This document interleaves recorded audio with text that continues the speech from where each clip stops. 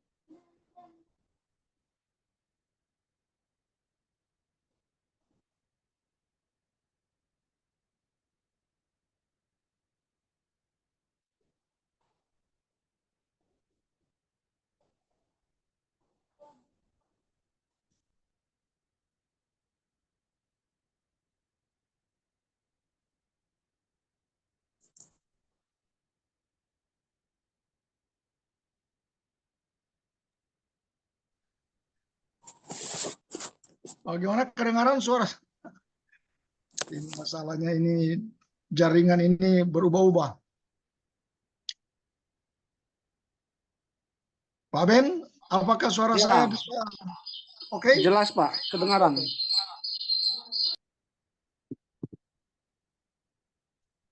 Ada penyatuan, pemahaman sampai hari ini bahwa yang dimaksud dengan Paskah, jadi Paskah agama Yahudi itu seringkali dilihat sama dengan Paskah di dalam agama Kristen.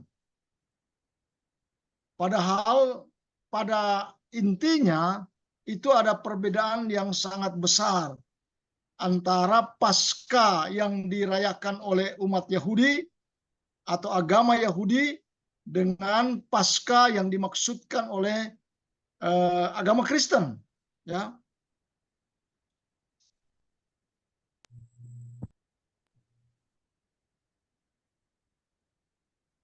Agama Yahudi dan agama Kristen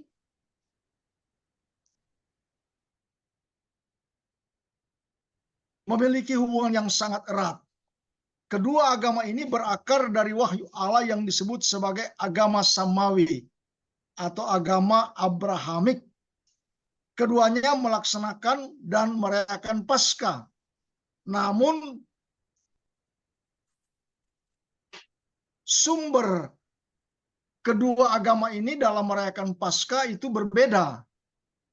Namun banyak orang yang salah kaprah atau tidak paham atau belum paham sehingga mereka menyatukan antara Paskahnya orang Yahudi dan Paskahnya agama Kristen. Nah, jadi bicara Paskah ini bukan soal gereja, bukan soal denominasi, itu soal agama. Jadi ada agama Yahudi dan ada agama Kristen. Di dalam Alkitab, saudara tidak akan menjumpai ada kata agama Kristen, ya.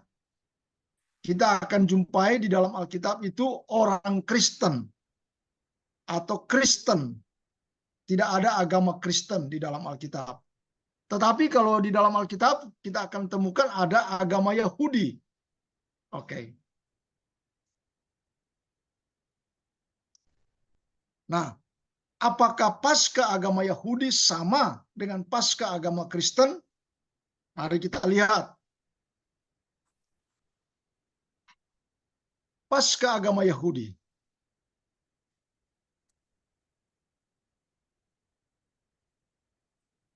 Paskah Yahudi atau agama Yahudi yang dikenal sebagai Passover dalam bahasa Inggris, yang artinya melewatkan, ya, adalah perayaan agama Yahudi yang berlangsung pada tanggal 15 hingga tanggal 21-22 bulan Nisan dalam kalender Yahudi. Nama ini berasal dari domba Paskah yang disembelih orang Yahudi untuk menghindari wabah ke-10. Jadi pada waktu orang Yahudi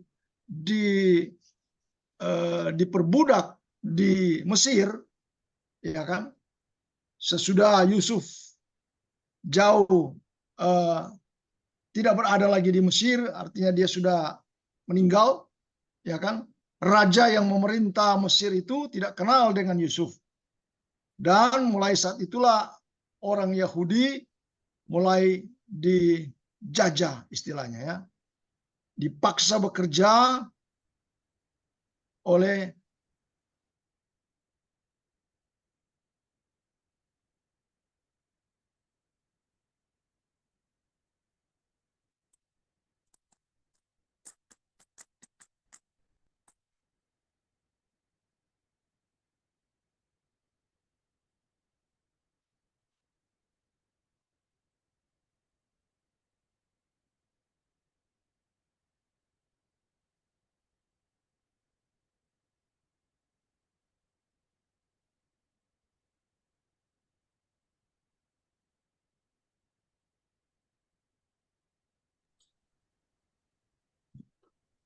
Suara Pak Pendeta hilang.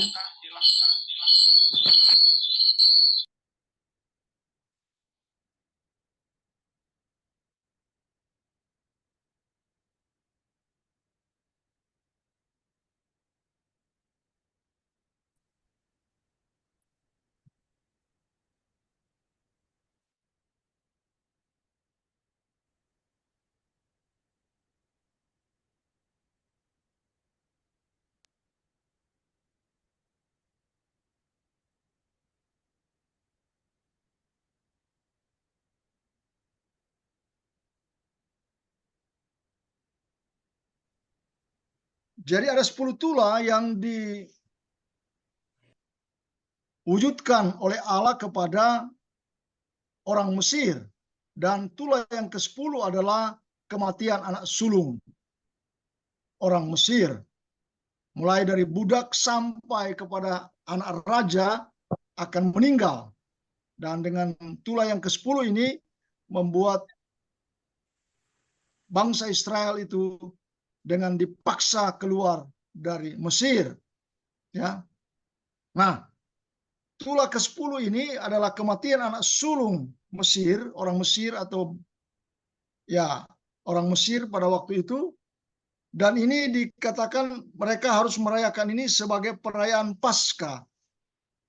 Karena kematian anak sulung ini terlewatkan. Mereka harus menyembelih domba dan darah domba itu mereka harus oleskan di ambang pintu rumah mereka. Nah, kalau mereka tidak mengoleskan darah di pintu rumah mereka, mereka akan sama dengan orang Mesir, akan terjadi kematian anak sulung. Nah, inilah peristiwa Paskah yang dirayakan oleh orang Israel, menunjukkan bahwa mereka meninggalkan Mesir dan akan menuju tanah Kanaan. Ini ayat yang disebutkan dalam Keluaran 13 ayat 8. Pada hari itu harus kau beritahukan kepada anakmu laki-laki apa yang dibuat Tuhan kepadaku pada waktu aku keluar dari Mesir. Ya kan? Jadi jelas Paskah Yahudi itu adalah ibadah yang mereka rayakan, mengingat peristiwa mereka meninggalkan Mesir, ya. Dan itu harus mereka lakukan setiap tahun supaya mereka tidak lupa peristiwa mereka meninggalkan Mesir. Nah, sekarang kita lihat Paskah agama Kristen. Paskah yang dilakukan sebagai perayaan itu bagi agama Kristen atau yang beragama Kristen. Jadi kita akan membedakan antara denominasi atau gereja dengan agama ya. Nah, di dalam agama Kristen ada dua, agama Kristen Protestan dan agama Kristen Katolik ya. Dan agama Kristen Protestan ini ada banyak denominasi. Kalau berteman agama ada 315 denominasi yang bernaung di bawah agama Kristen. Maksudnya denominasi itu gereja-gereja, ya gereja ini itu dan sebagainya misalnya, ya. Oke. Nah, Paskah bagi yang beragama Kristen itu adalah hari penting bagi umat Kristen. Kita perhatikan kalau tadi di dalam agama Yahudi mereka memperingati, mereka meninggalkan Mesir, keluar dari Mesir, melewati peristiwa Tulah ke-10 itu. Nah, tetapi kalau di dalam agama Kristen bicara Paskah itu berhubungan dengan kebangkitan Yesus Kristus. Ya. Namun tidak semua yang beragama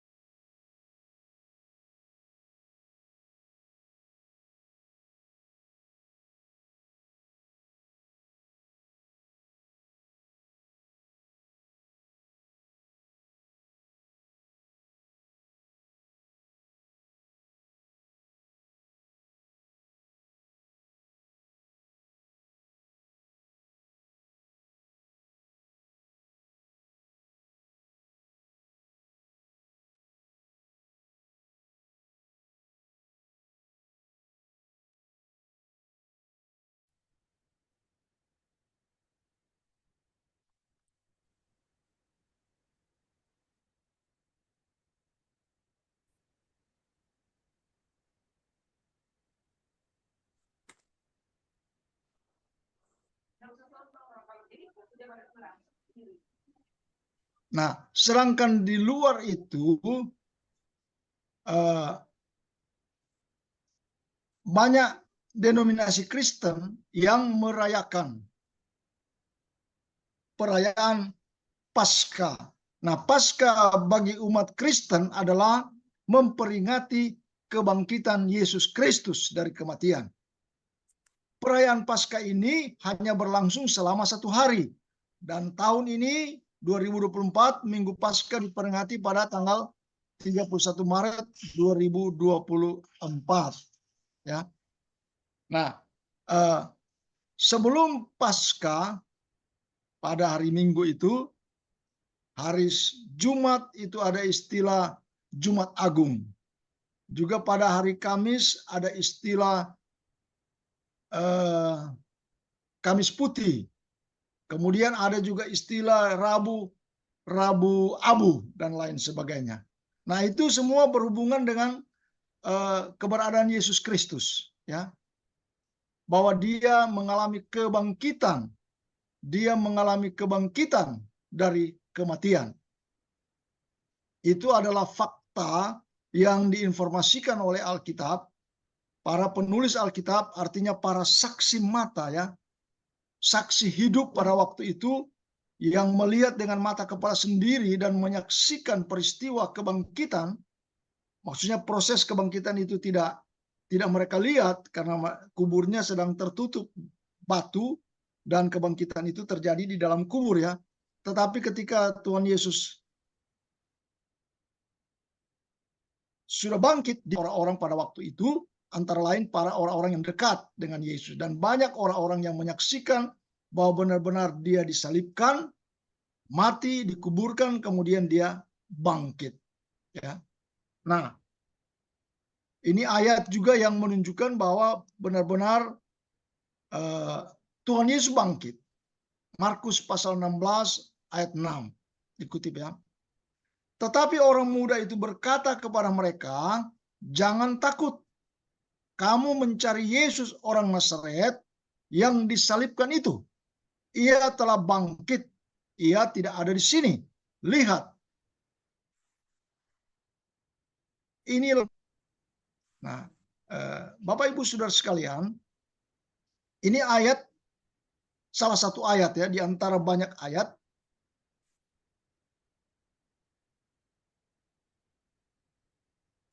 yang mendasari bahwa jelas yang disalibkan itu adalah Yesus, bukan orang lain. Penyaliban Yesus itu tidak disamarkan, ya, dan tidak diganti oleh orang yang lain. Itu benar-benar Yesus, ya kan? Kamu mencari Yesus orang Nazaret yang disalibkan itu, nah, kan? Sangat jelas ya, Markus memberikan informasi bahwa Yesus orang Nazaret. Nah, memang pada zaman itu ada juga mungkin orang yang bernama Yesus. Tetapi lebih spesifik, penulis Alkitab mengatakan Yesus orang Nazaret. Karena memang peristiwa penyaliban Yesus berada di suatu tempat yang disaksikan oleh banyak orang. Dan itu sangat kalau boleh dikatakan pada zaman sekarang viral di Yerusalem, karena itu bukan peristiwa yang disembunyikan atau peristiwa yang dilakukan di tempat-tempat tersembunyi, no, tidak ya. Tetapi peristiwa penyaliban Yesus di atas bukit, sehingga ada disebutkan di Alkitab bahwa banyak orang yang lalu lalang, artinya orang-orang yang lewat dan menyaksikan peristiwa itu. Oke, sehingga jelas penulis Alkitab mengatakan bahwa Yesus orang Nazaret yang disalibkan itu. Oke. Nah, kemudian dilanjutkan lagi pernyataan dalam Markus 16 ayat 6. Ia telah bangkit. Nah, ya kan? Ia telah bangkit. Ia tidak ada di sini. Kemudian diajak lagi. Lihat, inilah tempat mereka membaringkan dia. Jadi pernyataan Markus 16 ayat 6 ini sangat kuat, mendasari bahwa benar-benar Yesus itu telah bangkit.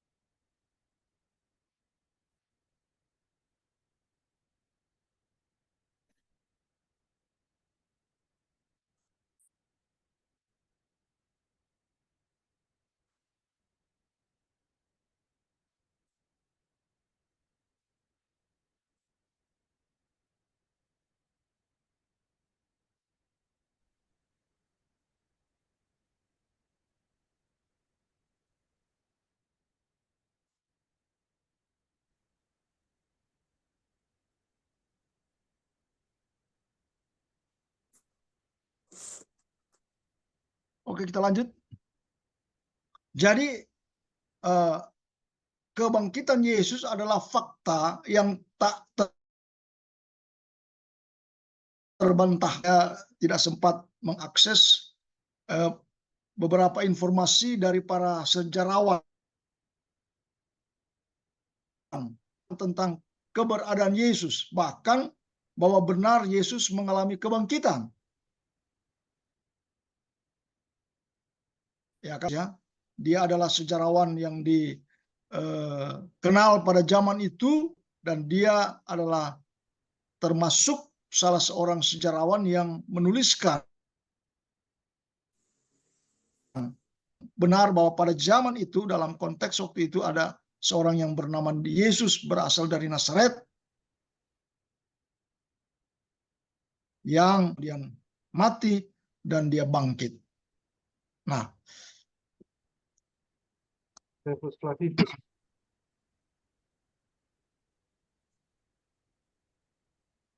ada Josephus Flavivus. Oke. Josephus Flavius.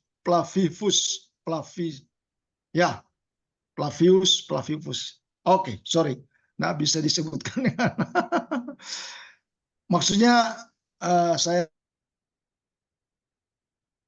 tidak sempat. Yang berikut adalah saya juga tidak sempat akses sejak kapan perayaan agama Kristen atau sejak kapan orang-orang beragama Kristen merayakan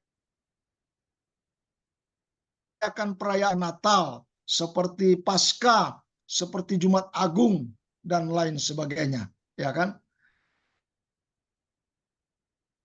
Nah, ternyata pertama kali itu pada zaman Kaisar Konstantin. Jadi pada waktu Kaisar Nero benar-benar orang yang beragama Kristen mengalami penganiayaan yang sangat luar biasa. Namun ketika pemerintahan kekaisaran menjadi kaisarnya adalah Kaisar Konstantin, maka kekristenan mengalami kelegaan lah, kira-kira begitu ya, atau istilah apa, kebebasan. Bahkan pada zaman Konstantin itu justru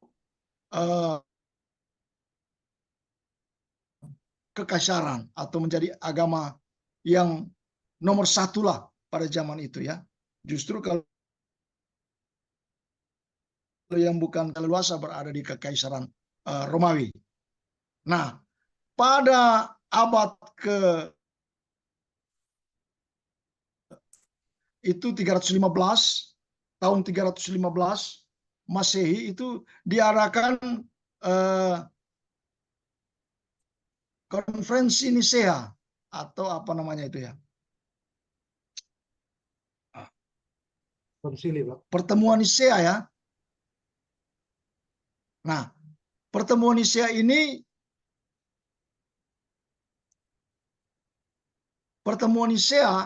disitulah diputuskan pelaksanaan atau mereka melakukan perayaan-perayaan Kristen. Nah, salah satu dalam keputusan itu adalah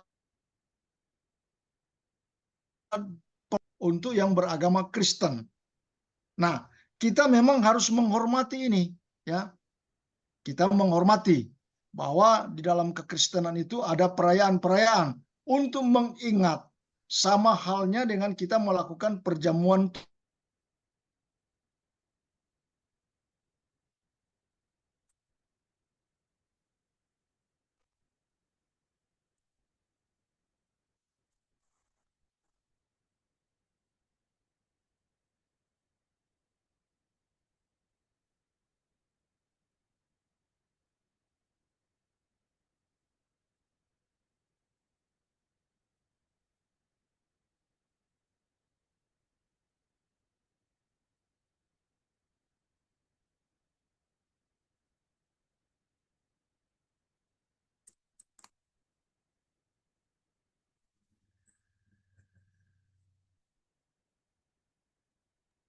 Jaringan tidak bagus ya.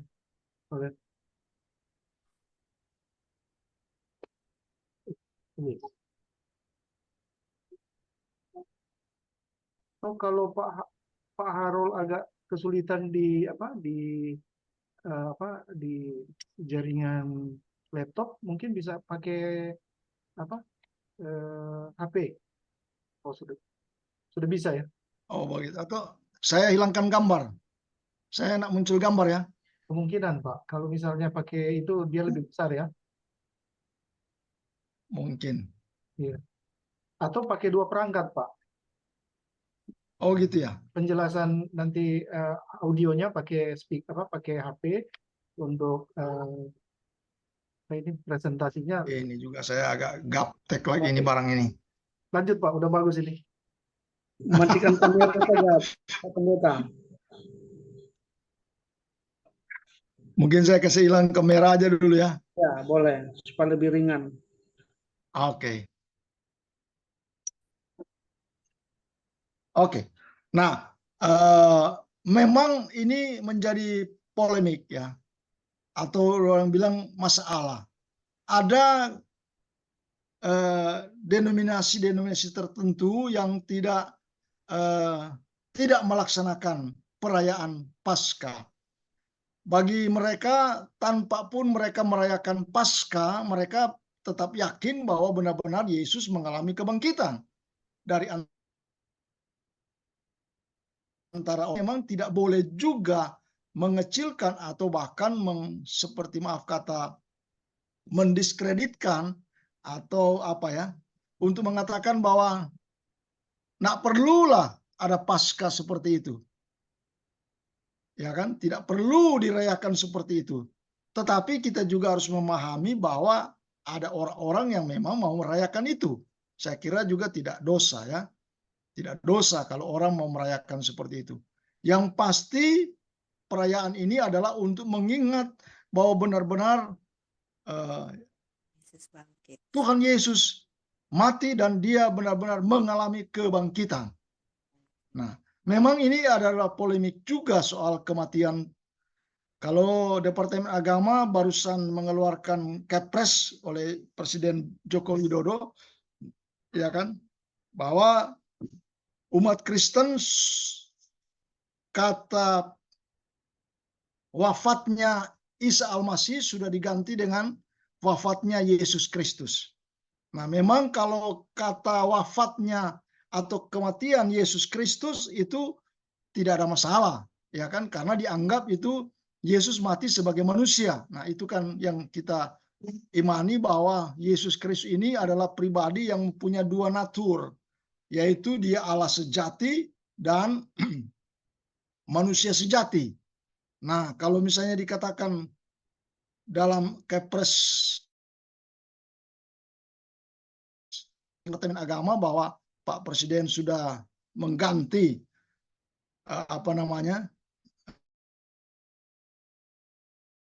kata kematian Yesus Kristus, tentu saja kita syukuri ya, dan kita apresiasi bahwa bahasa sudah mulai dipakai bahasa yang kita kenal pada umumnya di Indonesia, ya kan? Tidak lagi pakai Isa Al-Masih, sekalipun istilah Isa Al-Masih juga cukup bagus untuk komunikasi dengan mereka yang bukan Kristen, mengkomunikasi. Nah, kalau misalnya dia ditambahkan kata kematian atau wafatnya Tuhan Yesus Kristus, nah itu juga pasti akan mengundang masalah lagi kan? Bahwa nanti mereka bilang, waduh, kok Tuhan mereka mati? Nah, tapi mungkin kita akan bahas lagi kalau ada waktu bagian yang lain ya. Bagaimana istilah kematian Tuhan Yesus Kristus? Apakah memang Tuhan mati? Nah, banyak orang langsung menjawab, oh bukan Tuhan yang mati, manusianya yang mati. Karena Yesus itu memiliki dua natur, yaitu dia manusia sejati dan Allah sejati.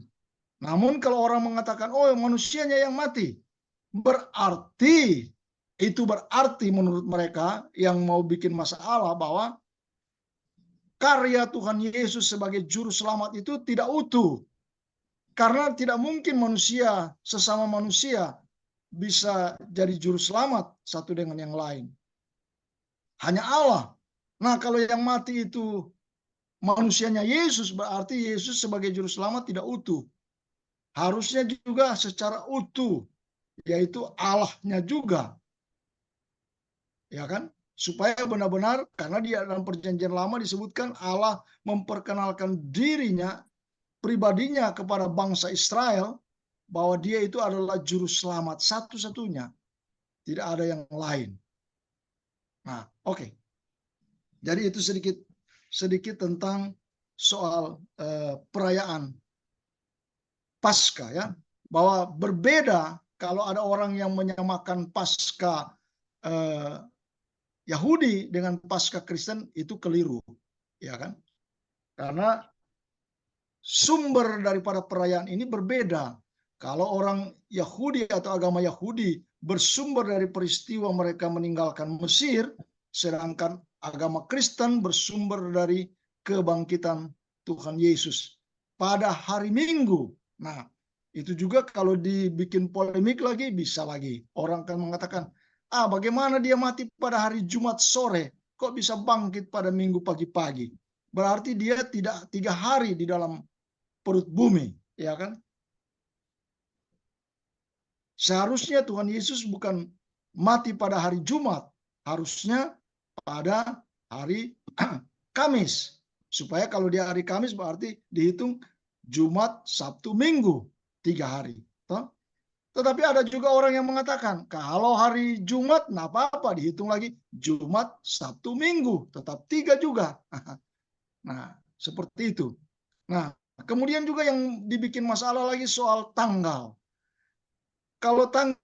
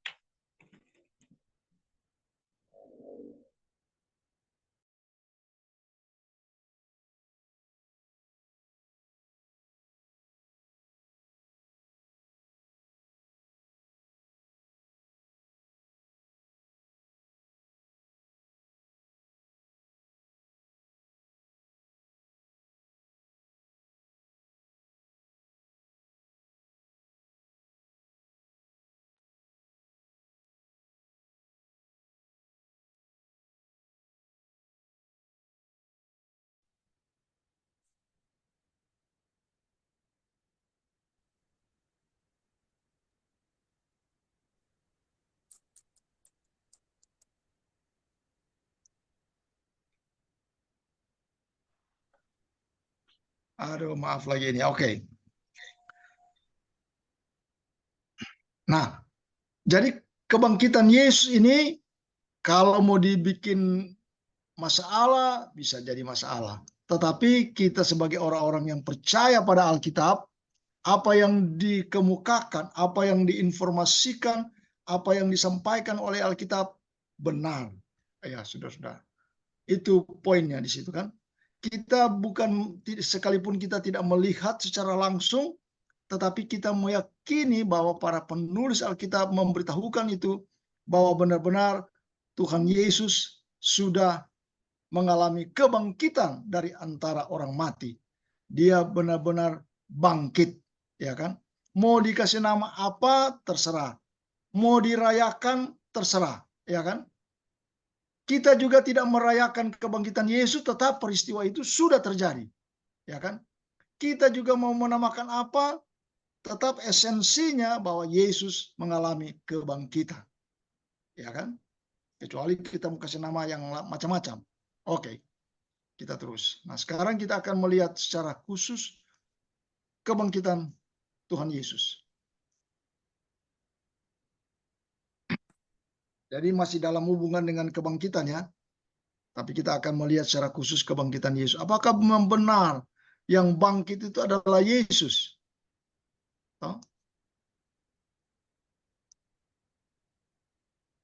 Purwadarminta menyusun Kamus Bahasa Indonesia menulis bahwa kebangkitan berasal dari kata dasar bangkit, yang berarti bangun, yang dipakai dalam Perjanjian Baru mengenai kebangkitan adalah anastasia, yang berasal dari kata kerja anistemi, yang berarti baegereo, yang berarti bangun. Kalau orang duduk, dia berdiri.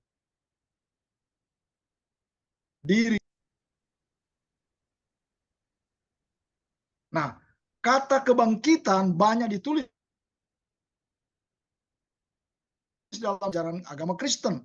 Sebab tanpa kebangkitan Yesus, maka tidak akan ada kekristenan. Ini benar. Kebangkitan Yesus Kristus adalah berita sentral, pusat, ya, pusat dari Alkitab. Kalau berita kebangkitan Yesus, atau kalau kita katakan bahwa hal-hal yang berhubungan dengan peristiwa yang dialami oleh Yesus, mati, dikuburkan, bangkit, itu orang cabut dari Alkitab, keluarkan dari Alkitab salah satunya saja, maka Alkitab ini akan sama dengan buku-buku yang lain. Tetapi yang benar adalah peristiwa tentang kebangkitan Yesus tetap ada di Alkitab, bahwa dia mati, kemudian dikuburkan sebagai pertanda bahwa benar-benar dia mati. Orang kalau tidak dikuburkan bisa orang bilang itu mati suri. Nah, kan? Tetapi karena dia benar-benar dikuburkan, diinformasikan oleh kitab, dikuburkan. kemudian dia bangkit, benar-benar dia bangkit. Nah, kebangkitan Yesus Kristus adalah berita sentral, berita pusat dari Alkitab. Sebab melalui kebangkitan Yesus Kristus, kita yang percaya memiliki hidup yang kekal. Bukan hidup sejati, tetapi hidup yang kekal. Artinya kita akan berada di dalam kekekalan, di depan itu berada di surga. Karena di depan itu ada kekekalan dua tempat, surga dan neraka. Di neraka juga kekal. Tetapi yang dimaksudkan oleh Alkitab bagi orang yang percaya pada peristiwa kematian Yesus, kebangkitan Yesus, itu dia memiliki hidup yang kekal. Dia dijamin masuk surga di depan.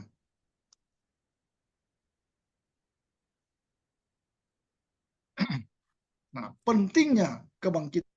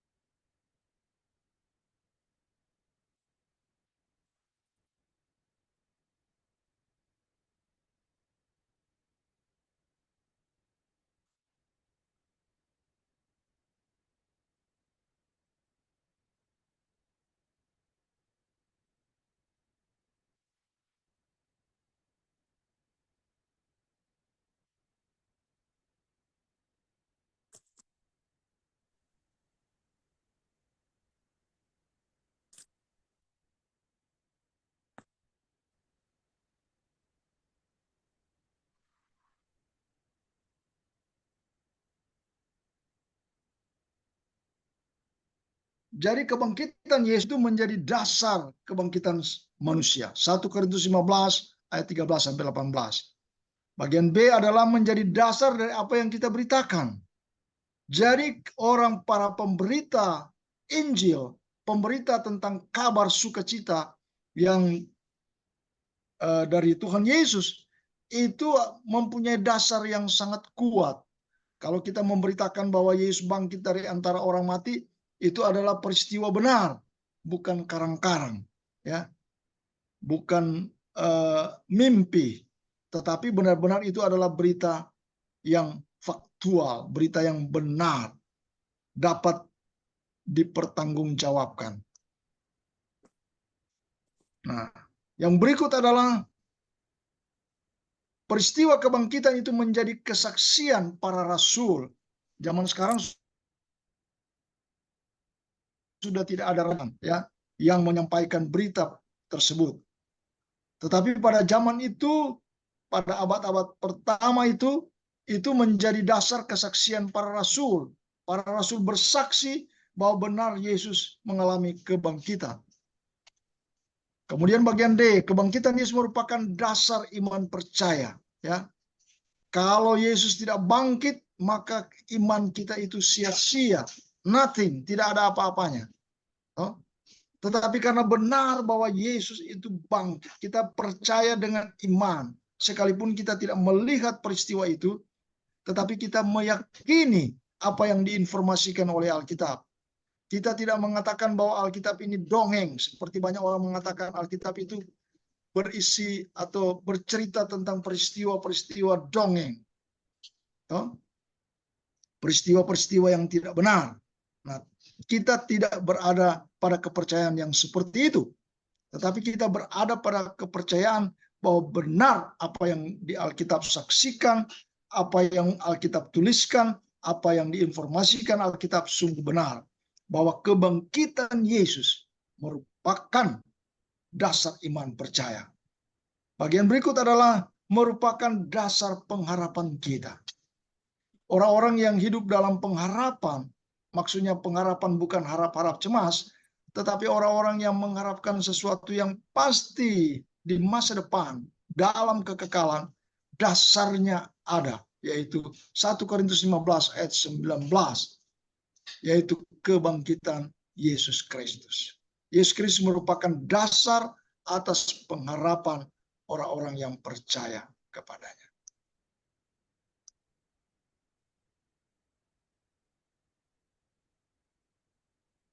Bukti kebangkitan Yesus Kristus sebagai jaminan kebangkitan kita.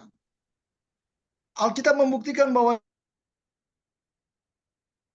Yesus, saya mau menggarisbawahi ini ya, memberi tekanan bahwa benar-benar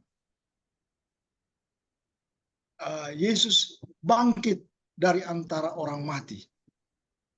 Bukan sesuatu yang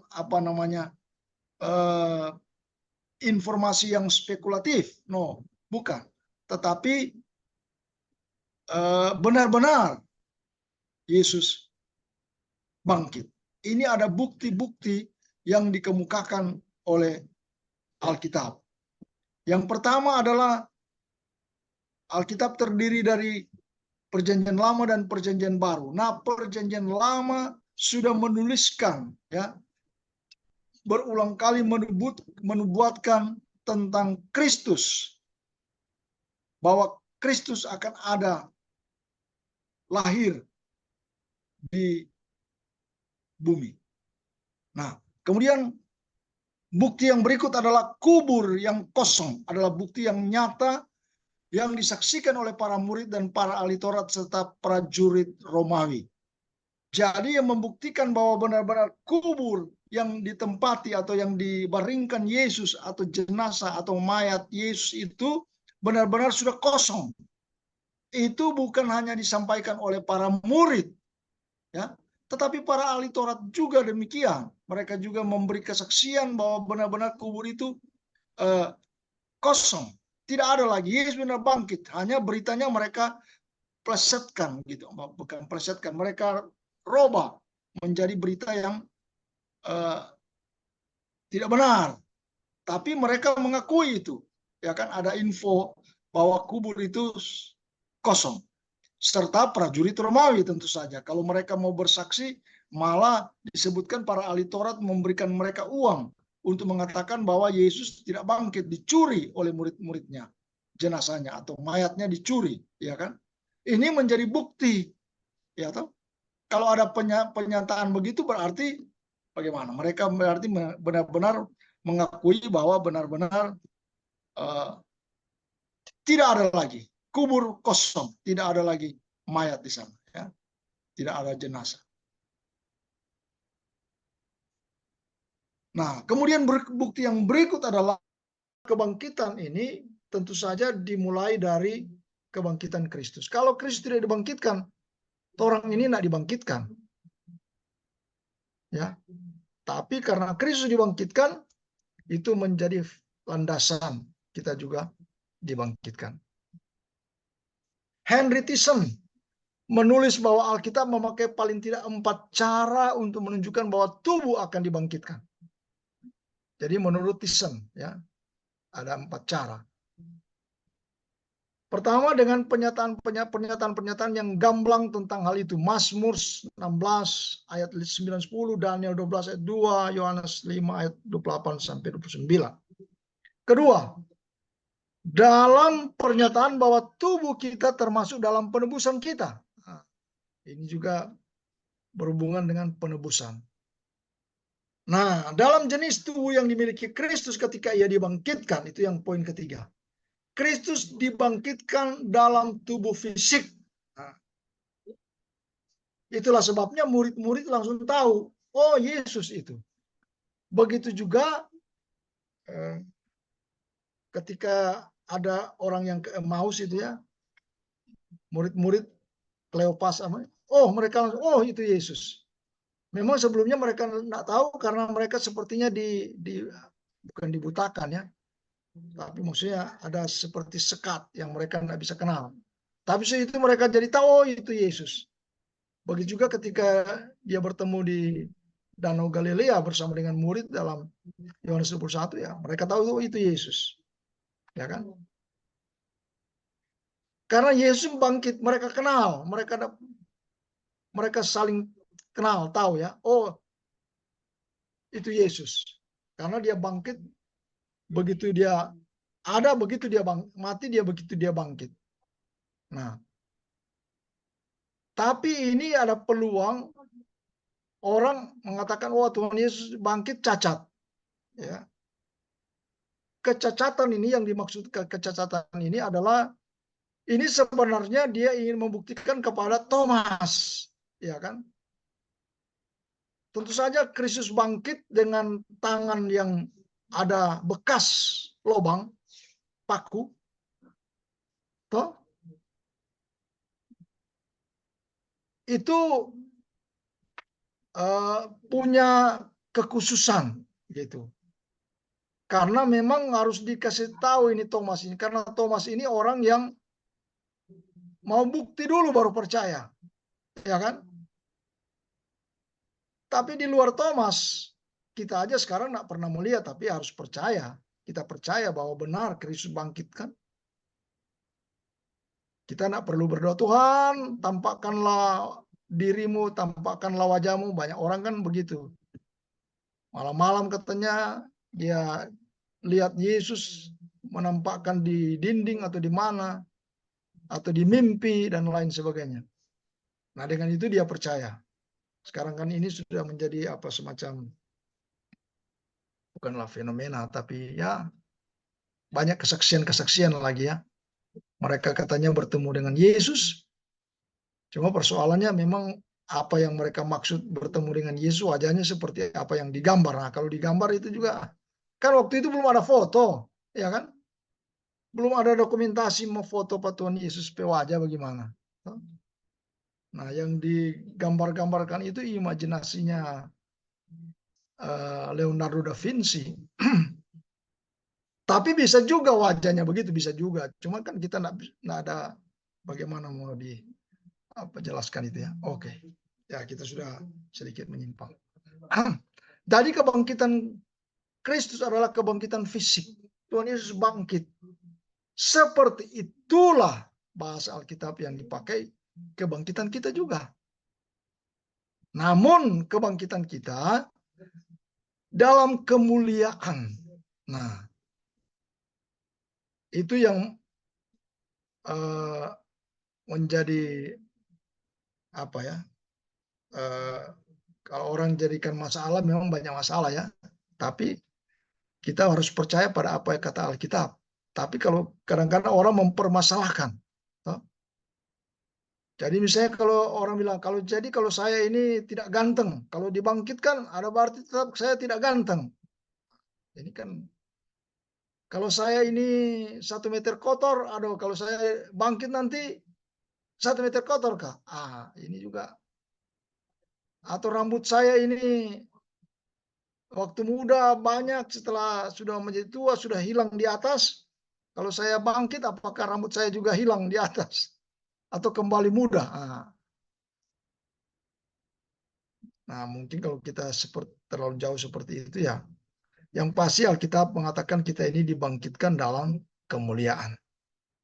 Kemudian identitas kita, apakah kita dikenal? Nah, itu juga Alkitab mengatakan ya, tidak ada kawin-mawin di sana. Nah, kalau ada kawin-mawin, tidak ada kawin-mawin, kita akan hidup seperti malaikat di surga. Tapi orang mengatakan, oh, kalau saya misalnya meninggal, istri saya meninggal ketika di surga, apakah kita, mantanku, mantan pacar maksudnya, sudah istri kan jadi mantan pacar, mantan ketika ada di sini. Bisa aja yang sudah, oh tapi mantan dia ini dulu. Apakah kita saling mengenal? Ya kan, itu yang diinformasikan oleh Alkitab. Nah, tubuh kemuliaan itu. Karena kan sudah berbeda pikiran kita yang sekarang dengan nanti kita ada di surga. Menikmati surga. Oke. Nah, dalam kedatangan Kristus kembali serta penghakiman menurut arti kata yang sesungguhnya, manusia Kristus akan kembali untuk menghakimi, bukan roh-roh yang tanpa tubuh. melainkan orang-orang yang memiliki tubuh, tentu saja ya. Bukan jelmaan, jelmaan, ya kan? Seperti hantu. Di dalam Alkitab juga kan Tuhan Yesus ketika dia berjalan di atas air, malam-malam, oh hantu. Hantu itu tanpa tubuh. Jelmaan iblis ya. Tuhan Yesus akan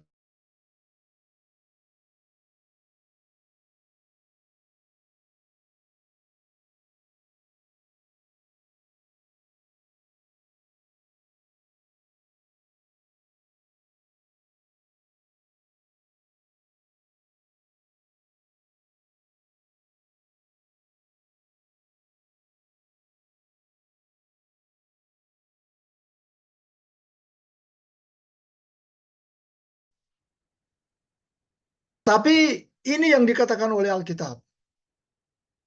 Ya kan? Bahwa kebangkitan tubuh kita ini dibangkitkan. Bukan tanpa tubuh. Bukan cuma roh-roh, tetapi juga kebangkitan. Tetapi tubuh kemuliaan, ya, tubuh kemuliaan. Tentu saja tubuh yang soalnya ada kalat-kalat, soalnya osaki dan lain sebagainya. Nah, sifat kebangkitan tubuh orang percaya.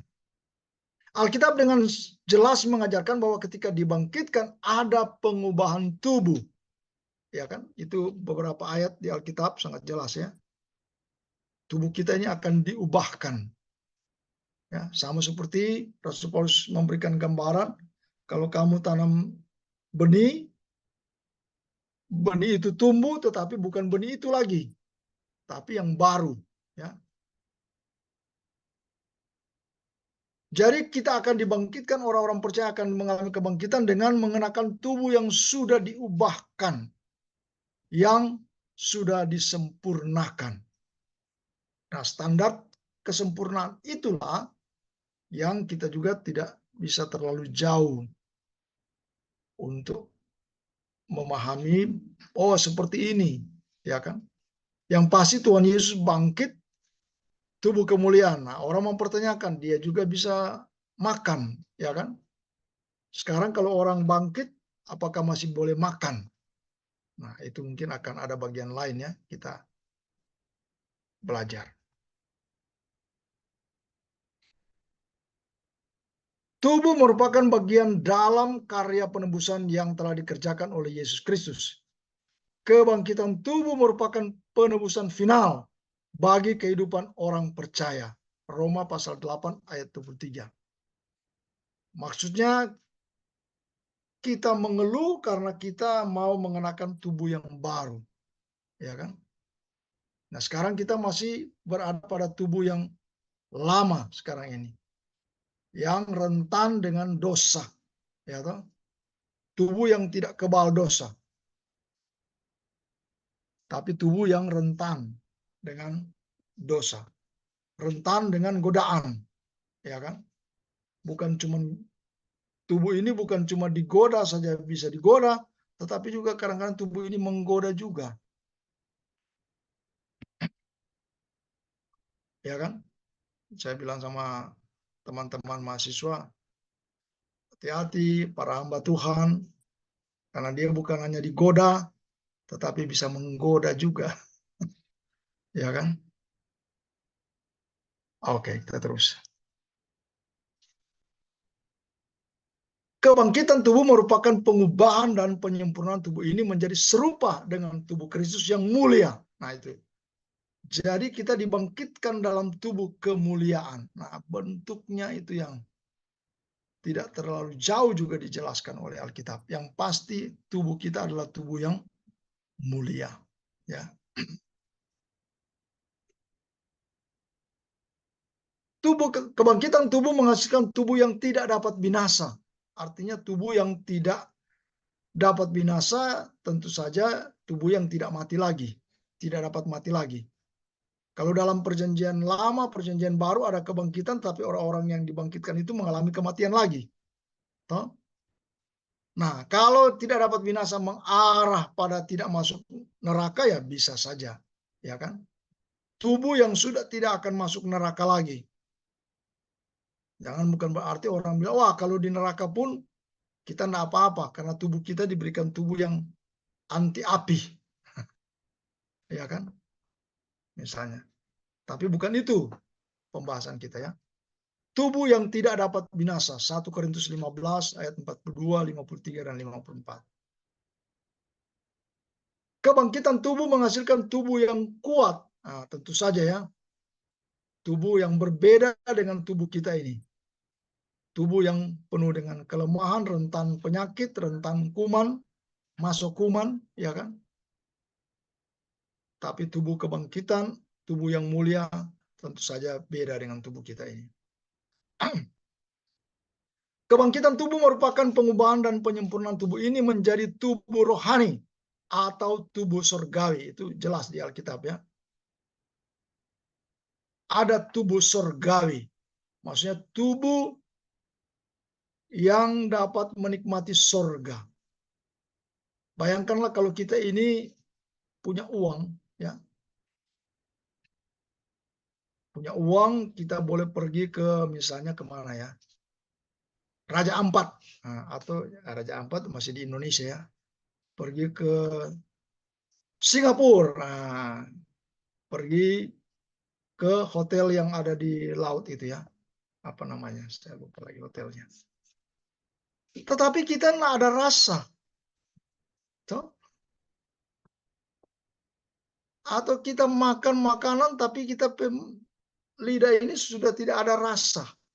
Hai, bagaimana lah dia sedap toh? Sudah dapat rasa sedap begitu. Sama dengan kita ini kalau dibangkitkan dalam tubuh kemuliaan, kita di surga tetapi kita tidak dapat merasakan surga. Bagaimana lagi itu kan? Nah. Jadi ada tubuh surgawi, tubuh yang memang Tuhan berikan tubuh yang baru ini, tubuh yang bisa menikmati surga tentu saja. Bukan hanya dia di kebangkitan yang biasa-biasa, tetapi benar-benar tubuh yang bisa menikmati surga. Karena kalau kita tidak bisa menikmati surga, bagaimana ya? Bahkan kita, sama aja, Koten. Di surga dan di bumi sama aja. Nah, ya kan? Pasti beda ya. Surga dan dunia ini beda. Nah, karena Alkitab tidak menjelaskan lebih terperinci tentang bagaimana rupa tubuh kebangkitan dari orang yang tidak percaya, maka kita harus puas tentu saja dengan hal yang telah dinyatakannya atau yang dinyatakan oleh Alkitab. Sejauh Alkitab menginformasikan. Di luar informasi dari Alkitab, ini bisa kita terjebak pada penafsiran. Ya kan? Yang bisa juga keluar dari konteks atau tidak sesuai dengan teks. Nah, dan kita juga tentu saja kalau ada hal-hal yang kita coba pertanyakan dan memang tidak ada jawaban, Alkitab maksudnya, ya jangan juga kita menjadi tidak percaya. Karena ada hal-hal yang memang tidak dijawab oleh Alkitab. Ya kan? Karena tentu saja kalau kita anggap itu sesuatu yang sangat perlu, Tuhan saya perlu jawabannya. Tapi kalau Tuhan pikir, anak-anak perlu, sama itu bukan sesuatu yang perlu dan harus dikasih jawaban. Nah, kita harus terima. Ya kan? Tapi kalau kita mau cari jawaban pada manusia, manusia pasti akan bisa menjawab. Ya kan? Apalagi dia sudah belajar Alkitab, dia sudah banyak tahu, dia akan jawab. Sekalipun mungkin jawabannya tidak benar. Tapi manusia kan akan sulit kita mau mengatakan, misalnya kalau orang bertanya kita menyampaikan sesuatu dan orang bertanya dan kita sulit menjawab, aduh sorry ya saya nggak tahu. Tapi paling tidak dia akan mengatakan, aduh saat ini saya akan belum jawab tapi nanti ya saya akan jawab pada pertemuan berikut. Nah, paling tidak begitu. Dia pasti akan, sekalipun memang dia nggak tahu, dia nggak akan bilang bahwa, aduh sorry ya, saya nggak tahu. Nah, biasanya kita itu akan berusaha memberi jawab. Benar atau salah, tergantung. Kira-kira begitu. Nah, itu yang saya maksud bahwa ada memang hal-hal yang kita tidak tahu. Ya. Sehingga apa yang Alkitab kemukakan, mungkin juga penjelasan saya ini ada di Alkitab, tetapi mungkin saya belum baca atau saya tidak tahu, ya kan? Nah, sehingga tidak menyeluruh penjelasan ini atau paparan ini kan, bisa saja. Toh. Nah, itulah sebabnya kita harus terus belajar, terus belajar. Belajar untuk mengetahui, bukan mencari-cari kelemahan, tetapi untuk supaya kita lebih kuat, lebih teguh, ya kan, pada apa yang kita yakini. Alkitab sudah oke, ya. Pada abad-abad pertama Alkitab ini sudah lengkap, betul kan? Nah, sekarang ini banyak terjemahan-terjemahan dan tidak pernah ada yang bisa menambahkan dari kitab Wahyu. Pasalnya saja tidak bisa ditambahkan, apalagi kitab baru tidak bisa ditambahkan dari Alkitab.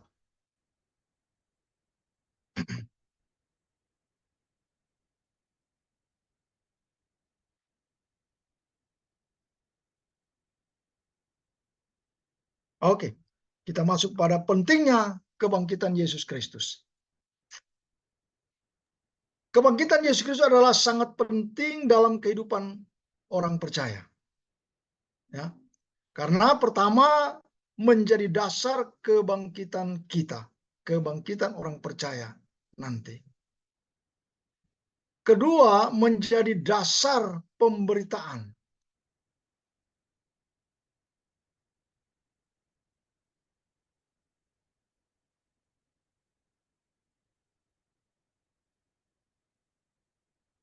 Kemudian dia menjadi dasar kesaksian para rasul. Tentu saja kesaksian kita. Cuman kita ini bukan saksi mata, ya kan, akan kebangkitan. Tetapi kalau para rasul dalam perjanjian baru, ada orang-orang yang menjadi saksi mata kebangkitan. Itu Rasul Paulus mengatakan 1 Korintus 15 ya. Coba kita lihat sedikit 1 Korintus 15.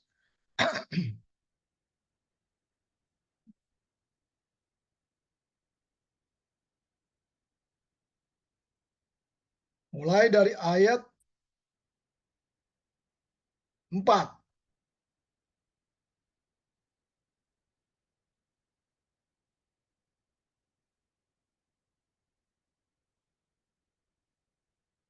Saya baca ya, 1 Korintus 15 mulai dari ayat 4. Bahwa ia telah dikuburkan dan bahwa ia telah dibangkitkan pada hari yang ketiga sesuai dengan kitab suci. Bahwa ia telah menampakkan diri kepada Kefas dan kemudian kepada kedua belas muridnya. Sesudah itu ia menampakkan diri kepada lebih dari 500 saudara sekaligus. Ayat 6. Kebanyakan dari mereka masih hidup sampai sekarang. Tentu saja pada waktu tulisan Alkitab ya. Kalau bilang sekarang dijabarkan sekarang, sebenarnya ada orang. Tetapi beberapa di antaranya telah meninggal. Kan? Selanjutnya ia menampakkan diri kepada Yakobus, kemudian kepada semua rasul. Dan yang paling akhir dari semuanya, ia menampakkan diri juga kepadaku, sama seperti kepada anak yang lahir sebelum waktunya. Jadi Yesus bangkit, benar-benar dia menampakkan diri, dia menunjukkan diri kepada banyak orang. Itu disebutkan di dalam Alkitab, lebih dari 500 orang saksi. Ya, ada yang sudah meninggal pada konteks penulisan Alkitab 1 Korintus, dan ada yang masih hidup. Mereka adalah saksi. Kemudian juga disebutkan bahwa kebangkitan Kristus merupakan dasar pengharapan kita. Jadi dasar pengharapan kita, kenapa kita mau berharap adanya kebangkitan? Karena itu faktanya Kristus bangkit. Itulah menjadi dasar pengharapan kita.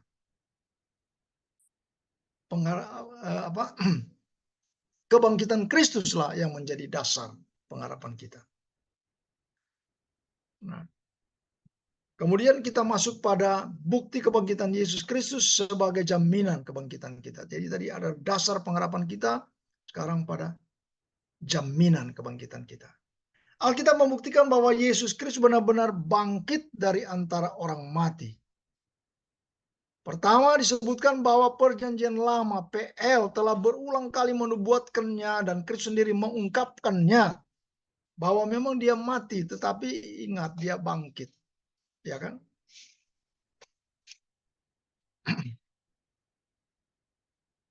Kubur yang kosong adalah bukti nyata yang disaksikan oleh para murid dan para ahli Taurat serta prajurit Romawi. Ini penting ya.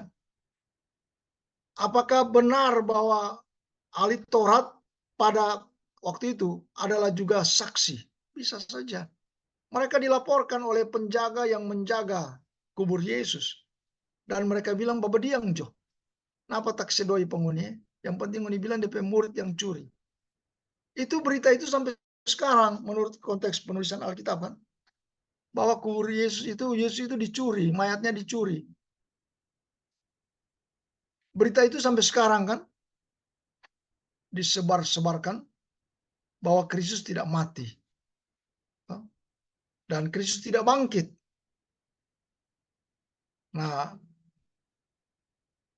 pada waktu itu para ahli Taurat, kan waktu Yesus mati, diminta oleh Nikodemus untuk dia, Yusuf dari Arimatea, Nikodemus juga ada, kemudian Yusuf dari Arimatea taruh di kuburan yang masih baru. Kemudian dia tutup dengan batu. Nah, batu itu tidak cuma 1-2 orang. Sedangkan yang pertama-tama pergi ke kuburan itu wanita. Bagaimana mungkin mereka kuat untuk menggulingkan batu? Ya kan?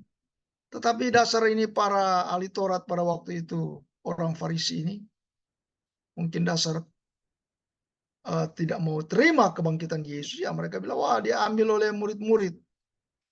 Ya kan? Padahal ada yang menjaga, para penjaga. Nah, itu bukti bahwa kubur kosong. Ya kan? Itu berarti Tuhan Yesus bangkit.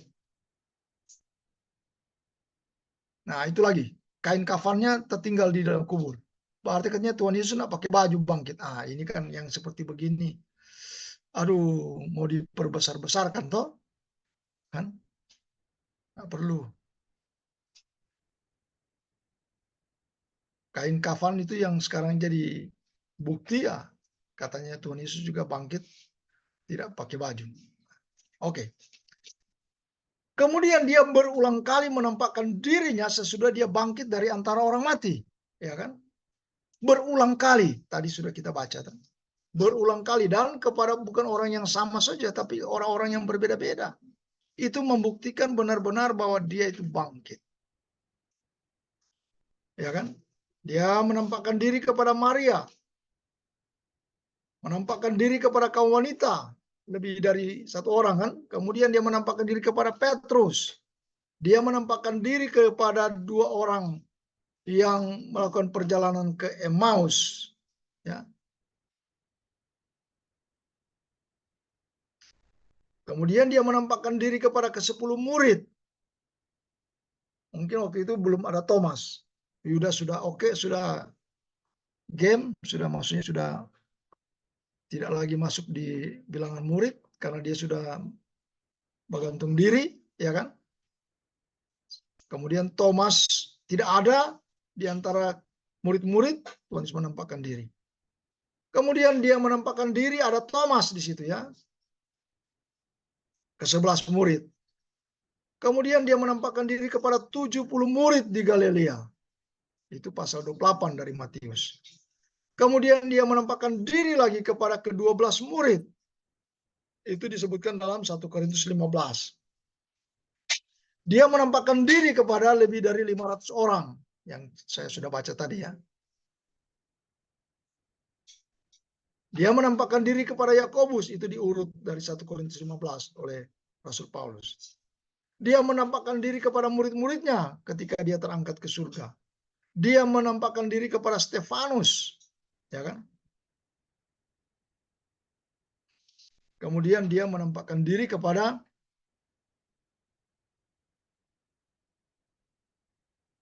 Rasul Paulus atau kepada Paulus, sehingga Paulus mengatakan seperti anak yang lahir sebelum waktunya. Itu 1 Korintus 15.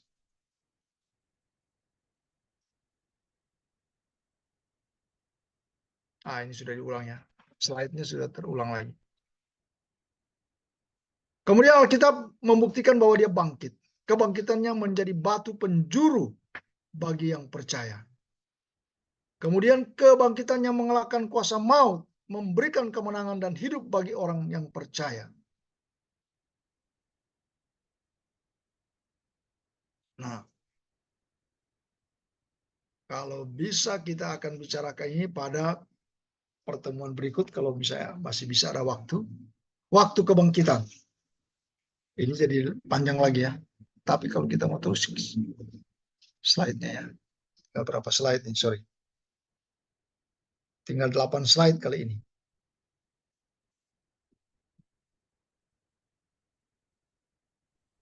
Pak Pendeta.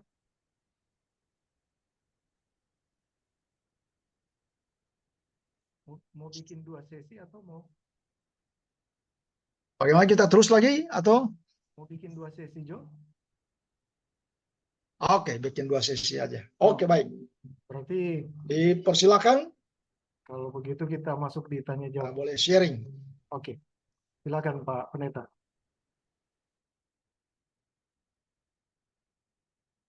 Jadi kita bikin 2 sesi ini ya. Iya. Nanti di Supaya waktu Pak Pendeta Rol yang lengang begitu. ya, Mungkin Pak saya boleh maksudnya kalau ya supaya orang masih boleh baku apa lagi. itu dia. Jadi paling tidak ini bukan pertemuan terakhir ya. Pertama dan terakhir. Sebelum pengangkatan pasti orang masih baku apa lagi. Atau paling tidak kalau orang masih terus ke 2024 masih baku apa. Itu dia. Siapa tahu ada yang berhenti sampai di 2023. Oke. Baik. Silakan Pak. Di diskusi dulu kita. Ya, kita mau stop share ya. Oke. Mungkin sedikit yang ingin saya tambahkan dari penjelasan Pak Pendeta Rol tadi. Silakan. Ya kalau tadi mungkin bukan mungkin sorry. Penjelasan itu bersumber dari Alkitab, gitu kan?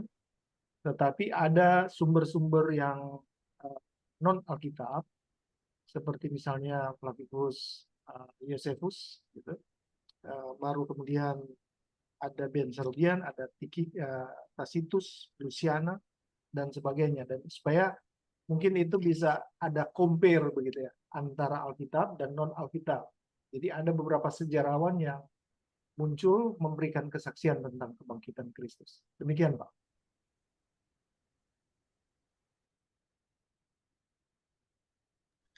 Terima kasih untuk masukannya. Ya, memang pada zaman Yesus itu seperti Flavius Josephus kan, dia sejarawan Yahudi yang dia justru boleh dikatakan dia menuliskan bahwa dia pernah tahu ada orang yang bernama Yesus yang hidup pada waktu itu, yang disalibkan dan seterusnya. Salah satu bukti lah ya. Oke, ada yang ingin sharing atau kalau sudah tidak ada sharing ya kita tutup. Mintanya.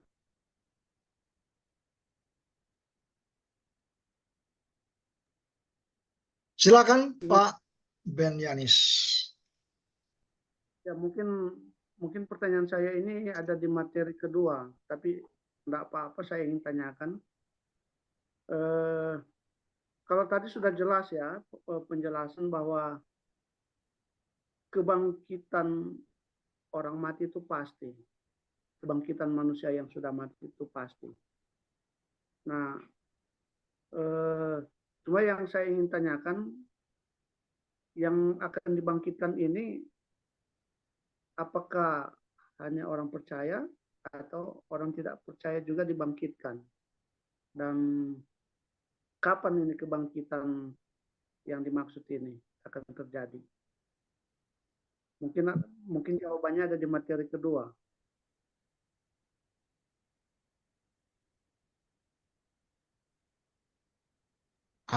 Ya baik. Yang pasti dua-dua mengalami kebangkitan. Tentu saja orang yang tidak percaya, kalau juga mereka tidak dibangkitkan, berarti mereka akan tetap dalam kematiannya kan. Jadi itu seperti pemahamannya saksi Yehova misalnya toh. Orang yang tidak percaya tidak dibangkitkan karena mereka tidak akan pergi ke neraka. Neraka itu tidak ada. Itu katanya cuman hayalan neraka itu. Itu tidak ada sebenarnya. Masa Tuhan begitu pengasih penyayang mau membiarkan manusia di neraka itu kekal selama-lamanya dalam keadaan menderita? Ya kan? Tuhan kan penuh kasih. Sedang kita aja menderita di bumi ini, Tuhan sayang. Tuhan akan kasih berkat atau apa.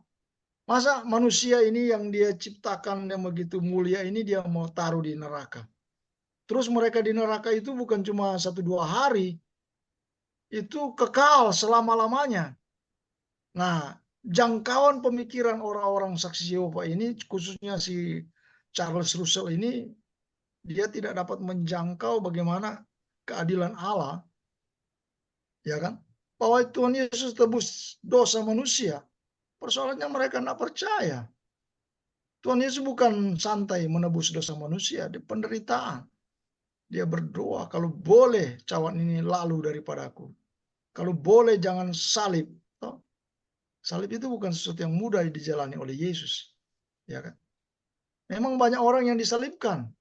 Buktinya pada waktu Yesus itu ada penjahat di kiri kanan disalibkan, ya kan? Tetapi mereka mungkin langsung taruh diikat dibawa ke Golgota. Mereka tidak melalui proses bagaimana pikul salib, kemudian dicambuk,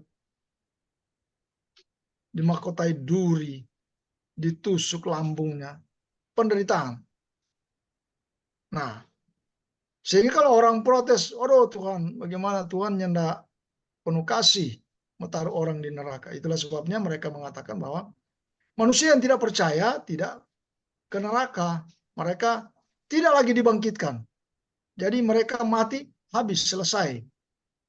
Tidak ada kelanjutan. Ini pemahaman para saksi Yehova. Nah, mungkin kita tidak tahu apakah sampai hari ini mereka tetap pada pemahaman itu atau sudah berubah. Kita juga belum tahu ya. Tapi yang benar adalah mereka punya pemahaman ini. Karena pemahaman ini dari Charles Russell. Kira-kira begitu. Nah, waktu kebangkitan ini yang kita juga Tuhan nak kasih tahu ini tanggal berapa mau terjadi. Ya kan? Tuhan juga nak babise ini ada kapan waktunya, tapi yang pasti akan ada waktunya. Kita akan diubahkan dan diangkat ke awan-awan, menyongsong Tuhan di angkasa, orang yang mati akan bangkit. Ya kan? Itu jadi pertanyaan, kalau dia mati di laut, dia dimakan ikan di laut, ya kan? Kemudian ikan ditangkap orang, dimakan lagi orang. Orang makan kemudian kotorannya ke jamban. Nah, di jamban dibawa air lagi. Maksudnya kan ada jamban-jamban yang di kuala-kuala toh, maksudnya di sungai-sungai. Dibawa air lagi, dimakan lagi ikan di laut lagi sana. Ulang lagi ditangkap orang ikan lagi dimakan. Nah, sekarang orang bertanya di mana tubuh itu? Nah, kalau kita susah mau jawabkan. Tapi kalau Tuhan, masa Tuhan susah mau jawab? Atau Tuhan mau melakukan kebangkitan? Nggak mungkin, susah. Pasti Tuhan bisa melakukannya. Mustahil bagi kita, tidak mustahil bagi Tuhan. Kira begitu Pak Ben yang bisa saya sampaikan. Atau ada yang mau tambahkan, silakan. Yang Pak Ben maksud tadi Pak Pendeta sempat singgung ada kebangkitan di Bema dan kebangkitan yang nanti pada akhir. Mungkin ke arah situ mungkin dari pertanyaan. Ya, soal misalnya memang ada kebangkitan orang percaya, ada kebangkitan orang tidak percaya. Itu dua-dua akan mengalami kebangkitan. Toh? Dan pasti kebangkitan tubuh. Karena dibangkitkan dan dibawa ke bema itu sehingga kita tidak saling berapa siapa yang lebih dulu, maksudnya orang mati dia orang. Sekarang kan kita dengan orang mati, ketika orang mati dibangkitkan kita akan diubahkan orang sama-sama, itu 1 Tesalonika pasal 4. Tapi penghakiman orang-orang yang tidak percaya ya kita juga tidak tahu kapan terjadi. Tapi yang pasti dua-dua akan mengalami kebangkitan tubuh, ya. Nah, itu menjadi pertanyaan, tubuh orang percaya beda nggak dengan tubuh orang tidak percaya? Saya juga tidak bisa tahu. Karena tubuh di neraka kita ada yang beranggapan begitu, beda dengan tubuh surga. Tubuh neraka beda dengan tubuh surga. Nggak tahu. Memang kalau ikan beda-beda kan, ikan cakalang dengan ikan deho beda. DP rasa. Sama deh ikan air tawar, deh ikan air asin katanya beda DP rasa. Kalau orang Sangir lebih suka ikan laut daripada ikan di kolam. Oke.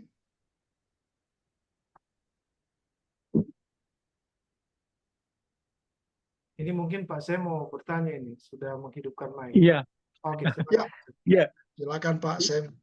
iya benar Pak Pendeta. Saya ingin bertanya tadi Pak Pendeta menerangkan tentang pemahaman Advent, di mana Ya, kematian itu badan, jiwa, dan roh itu mati pada mereka menganggap tidur. Sedangkan Protestan itu kan setelah kita mati, roh itu berpisah sama jiwa, badan kita, roh kita menghadap eh, ke Tuhan kalau menurut agama Protestan kan. Nah, menurut Pak Pendeta bagaimana Advent itu?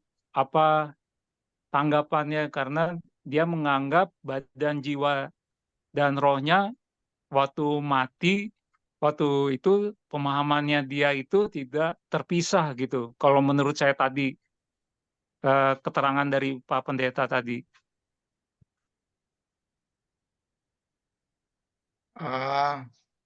terima kasih Pak. Sam ini kok ditaruh nama Samuel, tapi dipanggil Sam. Samuel saya Salah itu. mah. Jadi Samuel dipanggil Sam ya, atau Iya, disebut Sam. di sama sama Bapak itu tadi panggil Sam, tapi Samuel nama saya, Pak. Oh begitu. Iya, Jadi kalau bilang Samuel juga nggak Sam apa-apa. orang yang sama ya, orang Sama, yang Pak. sama. Cuma bedanya. Itu makanya saya lihat, kok Samuel tapi semua nyapa dengan Sam, Pak Sam. Oke. Nah, saya mau sedikit luruskan Pak Sam. Yang pertama soal Protestan, apakah orang Advent atau gereja Advent itu Protestan? Ya mereka Protestan. Karena di Indonesia ini ya dibedakan gereja Kristen Katolik sama Kristen Protestan, ya kan? Betul Iya, nggak? iya, Jadi betul. nggak ada agama Advent, nggak ada. Oh iya, Toh?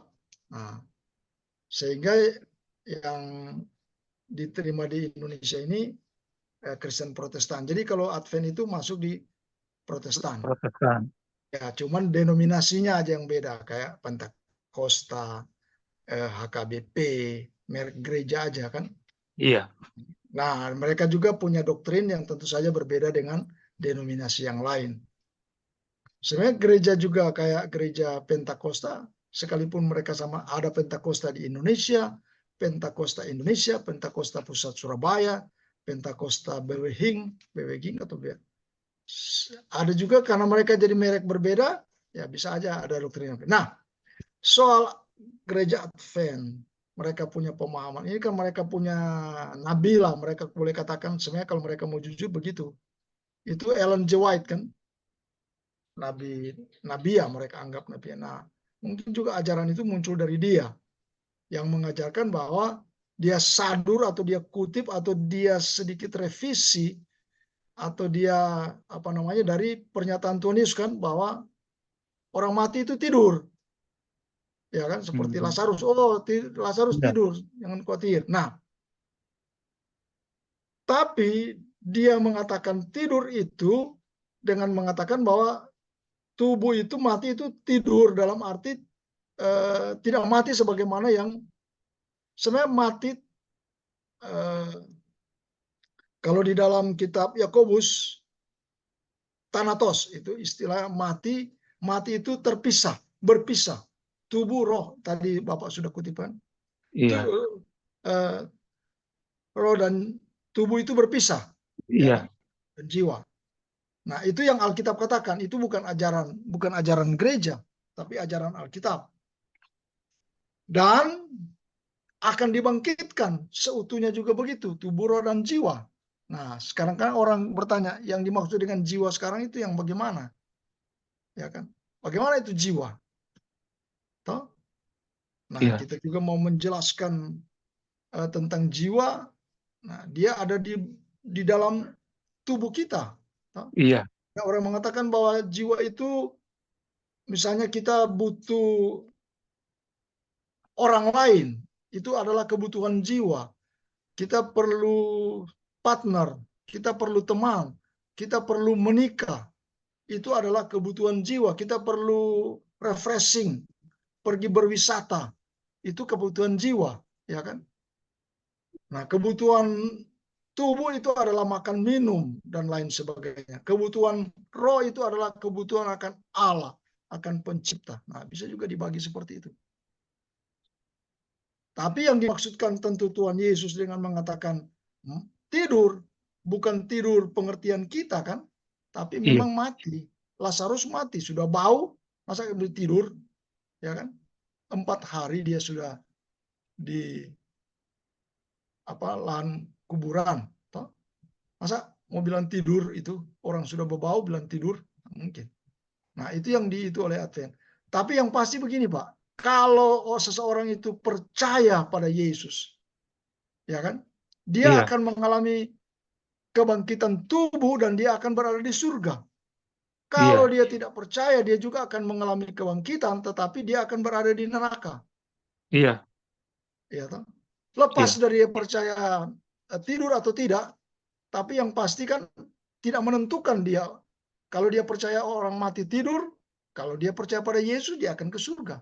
Iya. Dia tidak membuat dengan dia percaya tidur itu membuat dia masuk neraka. Nah, yang membuat orang masuk neraka dan masuk surga adalah karena dia percaya pada Yesus yang sudah mati dan bangkit menebus dosa.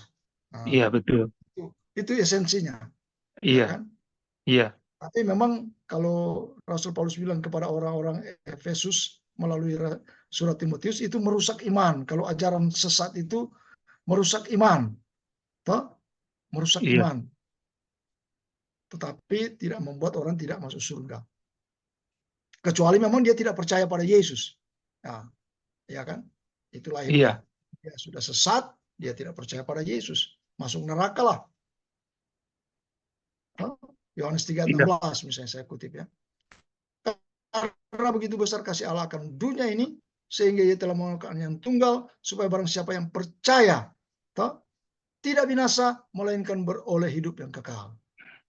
Itu ayat Alkitab yang mengatakan bahwa percaya masuk surga, tidak percaya binasa. Iya. Kira-kira begitu Pak Iya. Sam. Terima Kalau ada kasih, yang mau Pak. tambahkan silakan. Ya, sama-sama Pak Sam.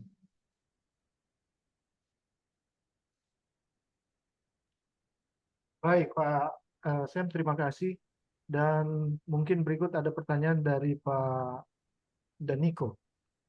Dan Pak Daniko mungkin mau tambahkan, ada pertanyaan-pertanyaan, silakan seputar materi yang memang tadi saya lihat Pak Daniko baru tersambung hampir di akhir ya. Tapi kalau misalnya ada pertanyaan silakan. Saya kasih kesempatan. Baik, terima kasih Pak Walda Kris untuk kesempatan yang diberikan. Memang tadi sedikit terlambat masuk, mungkin sudah beberapa kali ketinggalan. Selamat malam juga untuk Pak Pendeta Pak Harold Sigar. Ya, selamat malam. Ya, mungkin tadi dari paparan penjelasan saya dapat banyak pemahaman-pemahaman baru terkait tentang kebangkitan. Ya, mungkin sekilas yang ingin saya tanyakan terkait dengan satu kelompok teologis Yahudi di masa-masa pelayanan Yesus, yaitu orang Saduki, satu kelompok yang lahir dari masa diam 400 tahun, yang kemudian salah satu kelompok ini juga memiliki pandangan teologis terkait kebangkitan, bahwa mereka tidak percaya bahwa kebangkitan itu terjadi. Maka beberapa kali Yesus dicobai dengan beberapa pertanyaan-pertanyaan teologis terkait kebangkitan. Yang ingin mungkin saya tanyakan, Pak, apa yang membuat pada waktu itu kelompok ini bisa berkembang dan memiliki dasar pemikiran demikian? Apakah memang di dalam Perjanjian Lama terkait kebangkitan ini tidak menjadi satu topik penting yang disampaikan Allah melalui para nabi-nabinya terlebih dahulu, sehingga mereka timbul satu pemikiran bahwa tidak ada kebangkitan? Karena pada dasarnya tidak semua kelompok memiliki pandangan yang sama seperti yang dimiliki oleh kelompok Saduki ini, karena beberapa kelompok teologis lain juga meyakini bahwa kebangkitan itu ada. Sehingga yang menjadi pusat pertanyaan saya, apa yang mendasari mereka pada akhirnya bisa memiliki satu pandangan yang berbeda dari beberapa kelompok teologis yang ada pada waktu itu? Kira-kira itu, Pak. Terima kasih, Pak. Baik, terima kasih Pak Daniko. Memang pada perjanjian baru, pada zaman Yesus, ada banyak teolog-teolog, ada banyak guru-guru lah, boleh dikatakan begitu, baik dalam kelompok atau mungkin pribadi-pribadi, karena salah satu juga mereka sapa Yesus itu sebagai guru, rabi, ya, pada zaman dia waktu itu. Nah, kelompok Saduki ini tidak percaya adanya kebangkitan. Tapi ada kelompok lain yang masuk juga sebagai imam-imam bait Allah itu adalah Farisi. Mereka juga percaya ada kebangkitan. Kalau kita mau misalnya telusuri mengapa orang Saduki ini tidak percaya ada kebangkitan, karena mereka terjebak pada pemahaman kalau orang Israel, orang Yahudi punya pemahaman ya, kalau orang mati, orang menikah itu, maksudnya dia kalau menikah dengan seseorang dan tidak punya keturunan, dan misalnya laki-laki mati, maka dia harus menikah dengan adiknya, ya kan? Kalau adiknya mati, dia menikah lagi dengan adiknya untuk menurunkan keturunan jika mereka tidak ada keturunan. Karena bagi orang Yahudi itu keturunan itu sesuatu yang penting. Nah, sehingga itu yang mereka ajukan pada Yesus. Kalau itu ada orang katanya ada kebangkitan, bagaimana dengan hal ini? Nah, mereka melihat ini dari segi jasmani, sehingga Tuhan Yesus jawab bahwa dalam kebangkitan sudah tidak ada orang kawin mawin. Itu yang menjadi alasan mereka. Karena bagaimana mungkin kita akan punya pasangan beberapa orang di dalam kebangkitan itu, kalau memang kebangkitan itu ada. Nah, siapa misalnya yang menjadi sah dari suaminya? Kira-kira begitu. Kemudian yang kedua, mengapa mereka tidak percaya kebangkitan? Karena pada masa itu mereka tidak dapat bukti bahwa, atau mereka tidak menyaksikan ada peristiwa kebangkitan, ya kan? Dan kalau mau dikasih bukti, tidak ada bukti bagi mereka bahwa memang kebangkitan itu ada pada zaman itu. Sepertinya informasi yang disebutkan dalam Perjanjian Lama itu bagi mereka itu tidak begitu kuat, sehingga mereka menyimpulkan bahwa memang tidak masuk akal, ya, secara logika itu ada kebangkitan orang mati. Nah, sehingga mereka punya paham seperti itu, dan mereka bersikuku dengan paham itu bahwa tidak ada kebangkitan orang mati. Tetapi tidak demikian jawaban Yesus, kan, bahwa kamu percaya pada Abraham. Abraham itu bapaknya Ishak, Yakub, kan, bukan bapaknya. Maksudnya Abraham itu benar real ada, tapi dia hidup, ya kan? Artinya kalau sekarang ada pemahaman begini, kebangkitan itu katanya melalui misalnya ada prasasti-prasasti. Jadi maaf kata, kalau kayak kami di Manado ini ada patungnya Sam Ratulangi, ya. Nah, Samratulangi itu bangkit dia hidup lagi, tapi melalui prasastinya, ya kan? Tapi ada orang-orang yang tidak punya prasasti, dia tidak hidup lagi karena orang jadi lupa. Orang sudah melupakan. Jadi kebangkitan itu hanya ada di ingatan dan lewat prasasti. Nah, tidak demikian dengan Alkitab. Alkitab menunjukkan bahwa kebangkitan itu adalah real, fakta. Yang boleh dikatakan ya tidak terbantahkanlah apa yang disebut. Karena Tuhan Yesus yang mengajarkan itu. Sebagaimana kita percaya Yesus itu benar, pasti ajarannya benar. Nah, kita kan tidak boleh bilang, oh Yesus tidak benar, ajarannya saja yang benar. Banyak orang kan zaman sekarang begitu. Mengakui Yesus benar, dia itu adalah seorang yang pernah lahir. Tapi ajarannya yang mengatakan bahwa percaya kepadanya pasti masuk surga, mereka tidak percaya. Tapi kalau mereka percaya bahwa Yesus ada, ya mereka percaya. Buktinya sekarang ini mulai ada perayaan-perayaan Natal, itu kan salah satu bukti. Tapi orang-orang yang ikut perayaan Natal, apakah mereka percaya pasti masuk surga? Belum tentu. Ya, itu menunjukkan mereka percaya Yesus benar ada, pernah lahir, tetapi mereka tidak percaya bahwa percaya pada Yesus pasti masuk surga. Mereka percaya bahwa harus berbuat baik masuk surga. Ini ajaran yang tidak benar. Kira-kira begitu yang dapat saya sampaikan. Baik, terima kasih Pak untuk penjelasannya. Baik. Mungkin saya boleh tambahkan sedikit Pak dari pertanyaan Pak Daniko tadi. Silakan. Ya, tambahan saja. Jadi pandangan dari Saduki, memang mereka itu ortodoks Torah. Gitu. Nah kita tahu ortodoksnya Torah itu pada Pentateuch, 5 kitab Musa. Jadi mereka tidak mempercayai kitab-kitab yang lain selain hanya 5 kitab itu. Ini dasar apa ya? Dasar doktrin mereka. Kalau boleh bilang itu anggaran dasar gereja mereka, gereja tanda kutip.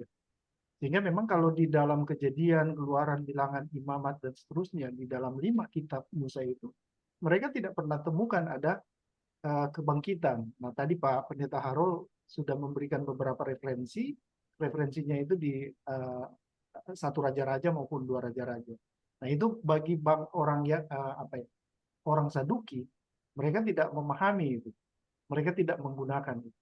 Nah sama juga sekarang Farisi kan, Farisi tidak mempercayai adanya kitab Perjanjian Baru, gitu ya. Mereka berbeda dengan Farisi. Kalau Saduki itu hanya menggunakan ortodoksnya dari Pentateuch Musa, hanya 5 kitab yang mereka pakai, sementara kalau Farisi itu dia menggunakan seperti kita, cuma kitab mereka itu kan Tanakh ya, mereka namakan Tanakh. Kita Perjanjian Lama, tapi mereka tidak menggunakan Perjanjian Baru. Nah ini yang perbedaan. Saya pikir demikian, Pak. Boleh Pak Daniko atau masih berkembang mau bertanya lagi? Saya pikir cukup Pak. Terima kasih Pak. Baik, kalau begitu saya coba beranjak ke Ibu Esta yang sudah mengangkat tangan. Silakan Bu Esta. Ini Bu Esta di Makassar. Silakan. Terima kasih Pastor Walda. Pak Harul mau nanya, kalau yang pandangan Advent tadi yang dari Mr. Otis itu tidak seperti itu, bahwa manusia tubuh jiwa rohnya itu tidak semuanya seluruhnya mati. Jadi jika seseorang meninggal, tubuhnya itu dimakamkan. Lalu bagaimana dengan roh dan jiwanya? Menuju kemana atau berada di manakah selama menunggu adanya kebangkitan? Kemudian apakah pada saat kebangkitan seseorang akan menerima tubuh yang sama, dalam arti bukan tubuh yang lain atau bentuk yang lain, lalu bersatu kembali dengan jiwanya, atau ia diciptakan kembali sebagai jiwa yang hidup? Begitu Pak Harul. Oh pertanyaannya ya. Oke. Baik, terima kasih Ibu Esta. Jadi begini, jadi pemahaman mereka bahwa tubuh, roh, dan jiwa itu tidur, jadi ketika mati, benar tubuh, roh, dan jiwa itu tidur. Misalnya kalau di kuburan, tidur di kuburan, ya kan?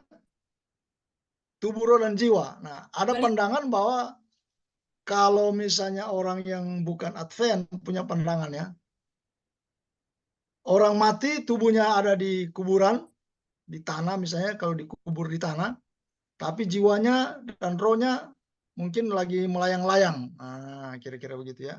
Melayang-layang, kadang-kadang dia menampakkan kepada keluarga mungkin di rumah lewat fisik, penampakan fisik.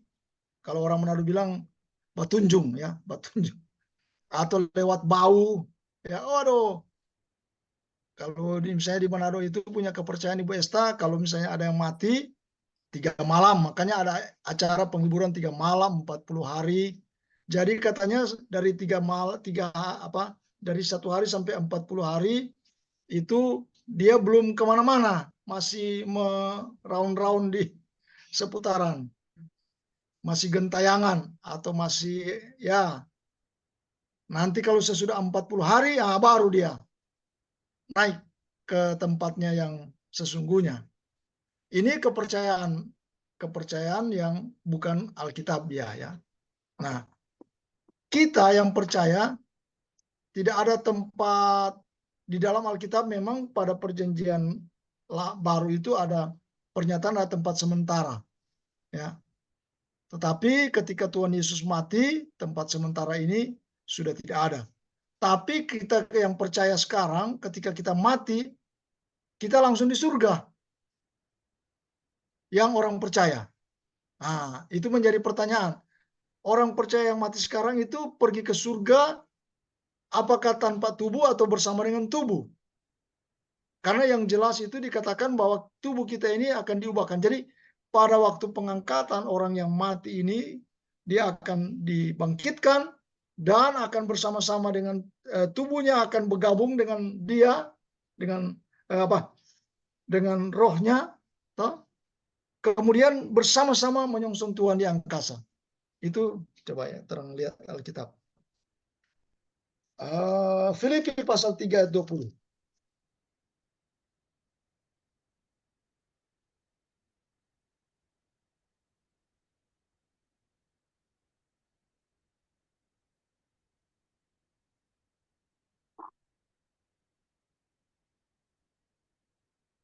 Ya kan? Saya baca ya. 20-21. Filipi pasal 3 ayat 20-21. Karena kewargaan kita adalah di dalam sorga. Oke? Dan dari situ, maksudnya dari surga. Jadi ketika kita itu mati surga kan? Dan dari surga juga kita menantikan Tuhan Yesus Kristus sebagai juru selamat.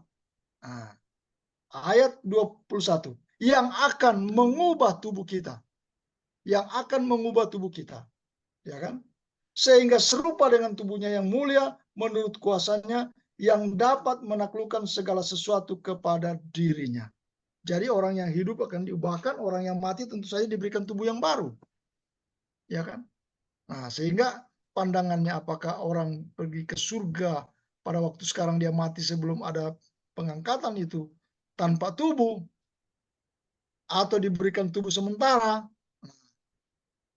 Alkitab juga tidak terlalu jauh menjelaskan. Tapi yang pasti kalau kita mati sekarang ini ya, kita akan bersama-sama dengan Tuhan di surga. Karena 1 Korintus 5 ayat 1. Ketika tubuh kemah kita ini dibongkar, Allah sudah menyediakan Sebentar ya. 2 Korintus 5 ayat 1. Karena kami tahu bahwa jika kemah tempat kediaman kita di bumi ini dibongkar, Allah telah menyediakan suatu tempat kediaman di sorga bagi kita, suatu tempat kediaman yang kekal, yang tidak dibuat oleh tangan manusia. Nah, ini kan. Jadi kita ini sekejap ketika kita mati kita akan bersama dengan Tuhan di surga. Nah, pada waktu Tuhan Yesus akan datang, apakah orang-orang percaya ini yang di surga ini akan bersama-sama kemudian bergabung dengan tubuhnya yang dibangkitkan dari bumi ini dan akan bersama-sama dengan Tuhan selama-lamanya? Nah, itu juga masih belum terlalu lengkap dijelaskan oleh Alkitab. Tetapi prinsipnya yang pasti bahwa tubuh kita ini, ya itu seperti saya bilang tadi bahwa kalau kita mati di laut, tubuh kita ini dimakan ikan, ya kan? Ikan ditangkap orang, nelayan. Kemudian dibikin rica-rica, dimakan oleh nelayan. Nelayan kemudian mati, ya kan? Dikubur. Kemudian tubuh nelayan ini dimakan cacing. Nah, cacing mungkin itu ditangkap orang lagi, dikasih jadi umpan ikan, dimakan ikan. Nah, orang jadi bertanya, kalau begitu tubuh orang itu yang mati itu di laut itu di mana? Ya kan? Nah, bagi kita kan sulit mau cari tahu di mana tubuh. Tetapi yang pasti Tuhan akan membangkitkan tubuh kita. Dan tubuh yang mulia. Sudah tadi kita lihat bukti-bukti Alkitab kan? Karena jangan seperti teori identitas. Tubuh yang kalau dia anak kecil, dia bangkit anak kecil. Kalau dia mau kata cacat, bangkit cacat. Ya kan? Kalau kita masih hidup ini mati berkacamata, kayak Ibu Desta, setelah mati, bangkit tetap dikenakan lagi kacamata. Saya kira ini bukan itu yang dikatakan oleh kita akan dibangkitkan dalam tubuh kemuliaan, ya kan? Tubuh kemuliaan. Nah, bentuk tubuh kemuliaan ini yang tidak dijelaskan juga lebih lanjut oleh Alkitab. Itu Ibu Desta, bahwa kita akan diberikan tubuh yang baru. Tapi yang pasti kalau kita percaya Yesus, kita akan di surga. Nah, ini proses ini, atau kalau ada proses atau apa, Alkitab juga tidak terlalu banyak menjelaskan. Saya kira kalau Alkitab jelaskan, ya mungkin nggak tahu ya, mungkin belum menjadi kebutuhan kita menjelaskan. Nantilah kalau sudah di surga atau di bema, orang boleh tanya. Atau mungkin saya menjelaskannya tidak terlalu itu ya lengkap, boleh juga ada teman-teman mungkin yang lain boleh tambahkan, tidak apa-apa, ya kan? Tapi yang penting prinsipnya percaya Yesus pasti masuk surga. Bukan mudah-mudahan, pasti masuk surga. Tidak percaya pasti masuk neraka. Jadi bukan cuma pasti masuk surga, tapi pasti masuk neraka. Oke, Terima kasih, kira-kira Pak demikian. Harol. Sama-sama Ibu Esta. Ya, terima kasih Pendeta Harol. Terima kasih juga Ibu Esta. Kita masih ada 15 menit ke depan, tapi 10 menit kita masih diskusi, 5 menit closing statement dari Pendeta. Saya masih buka kesempatan, mungkin Pak Pastor Wilmar Yanis mau menambahkan atau mau bertanya. Silakan. Ini dari Tual ya. Oh iya, Tual. Mau tahu ini toh? Ya, saya sudah lihat foto ini tapi belum pernah bersua. Mungkin satu kali kita bisa bertandan ke Tual ini. Mau safari ke sana. Ya Pak Pendeta, siap-siap. Pasang tuh kamera Saya katanya. lihat. Soalnya kumisnya itu yang bikin aduh. Asik. Orang kalau lihat kumisnya Pak Wilmar ini orang pikir aduh. Tapi sebenarnya baik sekali ya. Ya, Pasti Pak Wilmar ini baik. justru kumis ini Pak yang bikin ada ide Vina Panduwinata. Silakan Pastor Wilmar. Oh. Bukan main. Silakan Pak Wil. Oke, ini sama. Pas Pak Walda. Oh pas ya. Kamera boleh kasih hidup dulu. Oke, kalau begitu saya pindah ke Itu dia. ini dia. Mantap. So putih kan? Kalau Pak Harol rambut yang putih, saya kumis yang putih. Mohon maaf, saya punya gitu suara ya. 2 hari ini lagi terganggu nih 2 hari ini suara. Aduh, berarti banyak bicara pasti ini. Iya Pak. Saya kebetulan baru pulang dari Ambon Pak. Oh iya, saya lihat ada Harol. foto dengan Pak Yanis ya. Sapulete. Iya. Saya kebetulan diundang tuh pelayanan juga jemaat GIA Ambon. Oh ya, puji Tuhan. Oh, Pak Yanes. Luar biasa. Oke, baik. Jadi kalau begitu ke Dr. Tin Manila dulu. Silakan dok, masih ada hal yang perlu dipertanyakan atau dipertegas kembali. Silakan.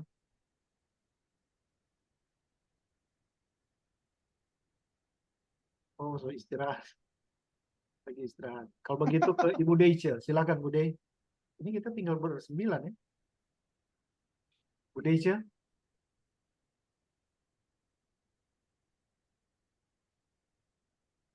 Mungkin sudah kehabisan pertanyaan. Oh, Mudah-mudahan sudah jelas. kalau sudah tidak ada pertanyaan, pasti itu sudah jelas. Pak Daniko juga demikian. Pak Sam masih mau bertanya atau mau menambahkan? Silakan. Terima kasih Pak. Belum ada. Bagus semua kok. Oh, begitu. Baik Pak. Jadi, Berarti kita bisa lanjut lagi. ya, Pertemuan berikut. ya karena tadi memang Iya. Pendeta Harol juga masih ada 9 slide ya, atau 8 slide yang berbicara tentang kebangkitan dalam perspektif dispensasional, yang mungkin nanti itu di kelas berikut. Tapi kalau malam hari ini masih ada beberapa yang perlu ada penegasan atau pertanyaan tambahan, silakan. Ibu Deice tadi sudah on kamera, mau bertanya silakan. Kita masih ada kurang lebih sekitar 7-8 menit untuk kita bertanya, 5 menit closing statement. Silakan Ibu Deice.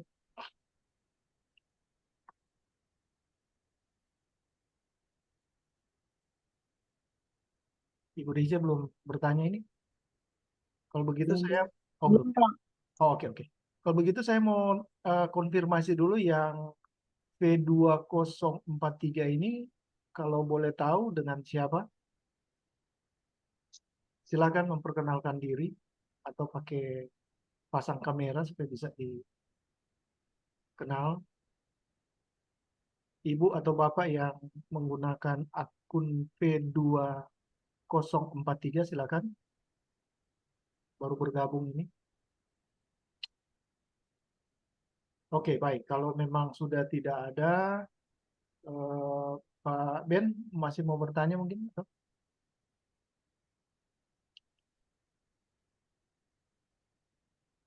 Saya penasaran dengan materi sisa ini. Oh, iya.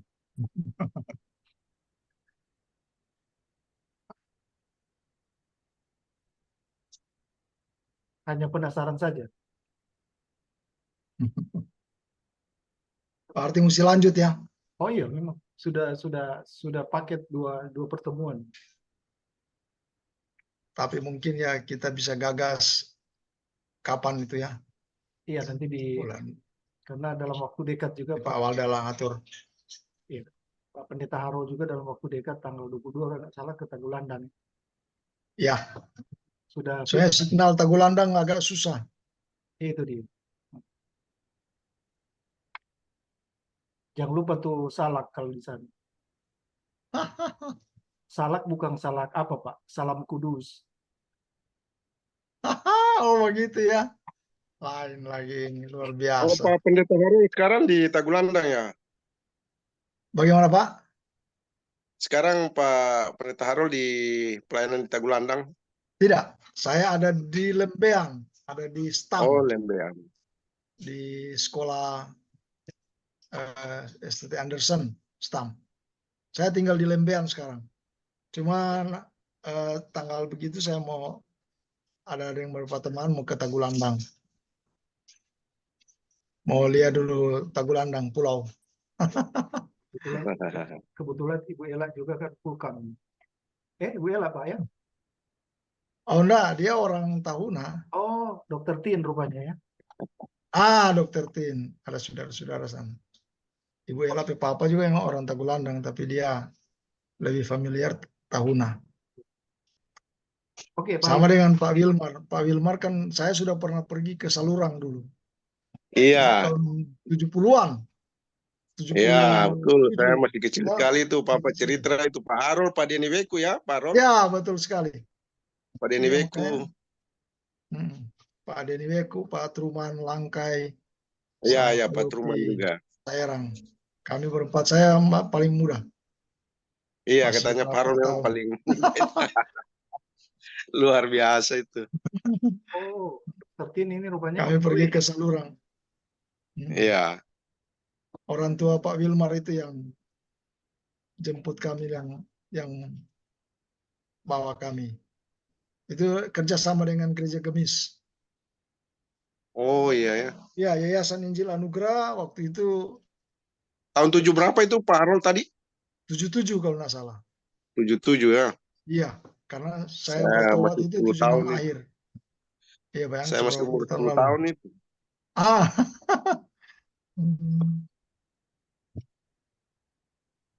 Oke, kalau ini Dr. Tin sudah nyalakan kamera.